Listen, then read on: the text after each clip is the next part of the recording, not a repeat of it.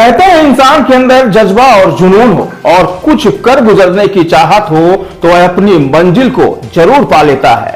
कुछ ऐसा ही कर दिखाया है एक संघर्षशील और होनहार लड़की ने, जिसने दिन रात इसी शहर में पैदल चलकर जगह जगह अपने लिए रोजगार की तलाश की और जब उसे कहीं भी रोजगार का अवसर नहीं मिला तो उसने खुद का ही रोजगार खड़ा कर लिया और उसने वह कर दिखाया जो अब तक इस शहर में किसी भी लड़की ने नहीं किया था।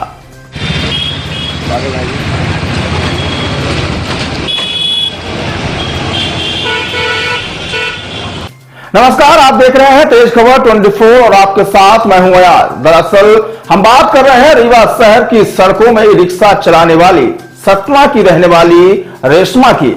रेशमा आज जीवन के उन संघर्षों से गुजरकर रीवा पहुंची है, लेकिन उसने कभी हार नहीं मानी और आज वह पुरुषों की तरह रीवा की शहर की सड़कों में रिक्शा चलाकर अपना व अपने परिवार का भरण और पोषण कर रही है।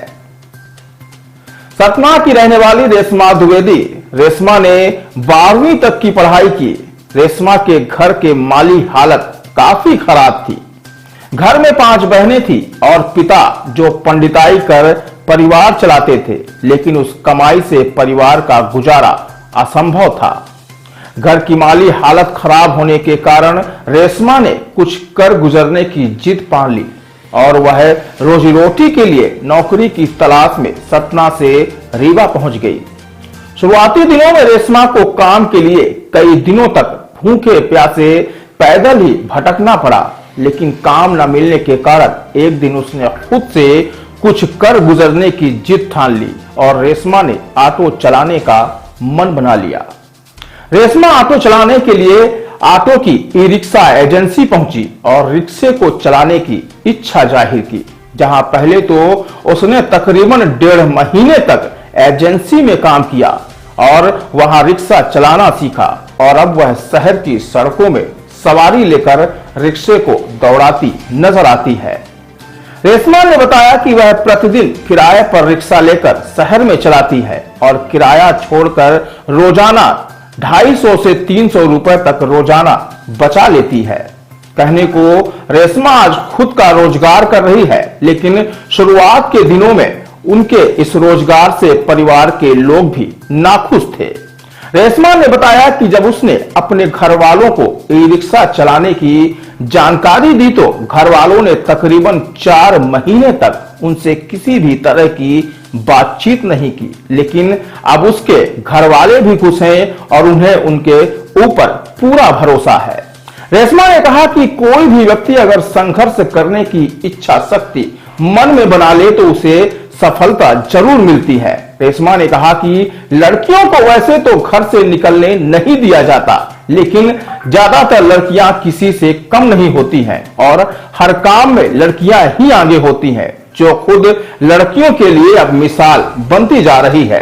क्या नाम है आपका, कहाँ से? रेशमा द्विवेदी मेरा नाम है। सतना जिले से प्रॉपर बिलोंग करती हूँ मैं। रीवा में कहाँ रहती हैं? रीवा में यूनिवर्सिटी में रहती हूँ।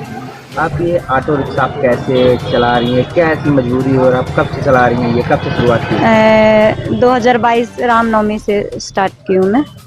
यहाँ मैं जब आई थी रीवा में तो 1-1.5 महीना मैं बहुत यहाँ पे स्ट्रगल की हूँ। रीवा में मेरे पास कोई जॉब नहीं थी। मैं सारा दिन पैदल चलती थी, सुबह 8 बजे से लेके शाम के 6 बजे तक सिर्फ जॉब ढूंढती थी। पूरा शहर पैदल चल के मैंने एक कर दिया, कोई जॉब नहीं मिली।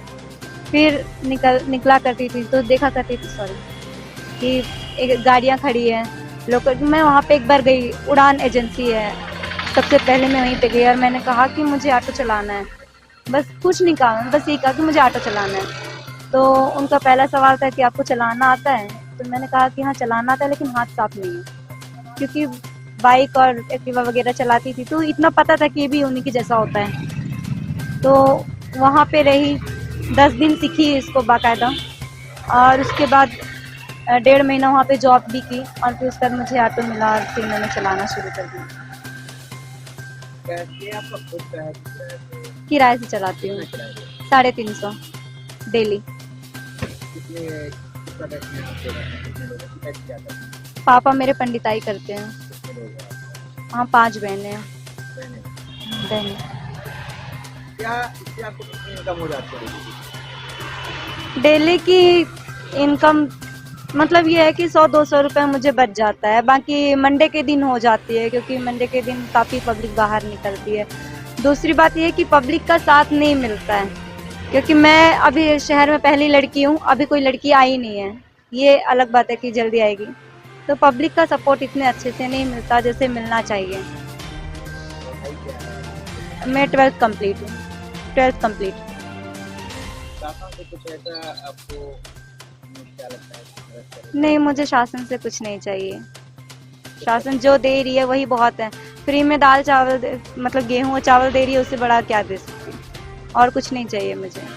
हाँ, फ्री में अगर कुछ चाहिए शासन से तो शिक्षा चाहिए और स्वास्थ्य चाहिए, जो कि सबसे बड़ा बिजनेस है सरकार का। तो अगर इस बिजनेस को अगर वो बंद कर दे तो सॉरी, मैं ऐसा कुछ कहना नहीं चाहती। सरकार से डायरेक्ट पंगा नहीं लेना चाहिए। महिलाओं को क्या संदेश देना चाहती हैं आप?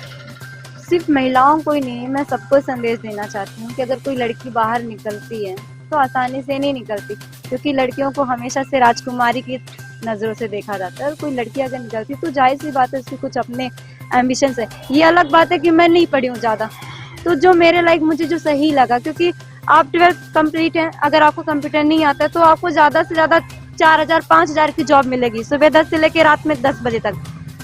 जो आपको जॉब दे रहा है वो ये नहीं सोचेगा कि आप लड़की हैं, रात में 10 बजे आपको नहीं छोड़ना चाहिए, शाम के 6-7 बजे छोड़िए ताकि आप समय से घर पहुंच जाएं। और देने को सिर्फ 6,000 और 10 बजे की है। 10 बजे अगर मैं 10:30 बजे पहुंच रही हूँ, 3 दिन अगर महीने में मैंने कह दिया तो मुझे निकाल देंगे। तो उससे बेस्ट है कि मैं ये गाड़ी चलाऊं।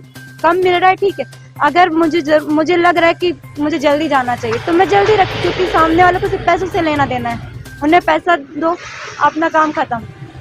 तो जॉब करने से बेटर है।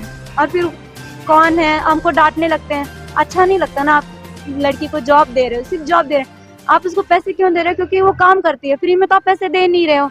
जॉब बाप बन के डांटने लगते हो, तो जॉब करने से बेहतर है अपना खुद का बिजनेस करना। तब आपका मानना है कि नौकरी करनी चाहिए? बहुत अच्छा है किसी की नौकरी करने से अच्छा। और कितने बजे घर निकलती हैं सुबह? सुबह 10 बजे, शाम को बस जैसे बैटरी खत्म हुई वैसे चले जाते हैं। और घर वालों को लेके आपको कितना सपोर्ट करते हैं? पहले नहीं था, जब मैंने बताया था कि मैं ऑटो चला रही हूँ, क्योंकि जाहिर सी बात है हर फैमिली अपने बच्चों के प्रति बहुत सिक्योर रहती है। उन्हें लगता है हमारा बच्चा करे तो कुछ बड़ा करे, और ऑटो चलाना उन्हें बिल्कुल अच्छा नहीं लगता था। फिर दूसरी बात, अभी तक शहर में से कोई थी भी नहीं, मुझसे शुरुआत हुई शहर में, मैं ही चलाने वाली, तो उन्हें अच्छा नहीं। मेरे पापा 3-4 महीने में से बात भी नहीं किए। हालांकि अब सब कुछ नॉर्मल है, बात भी करते हैं, अब सब ठीक है।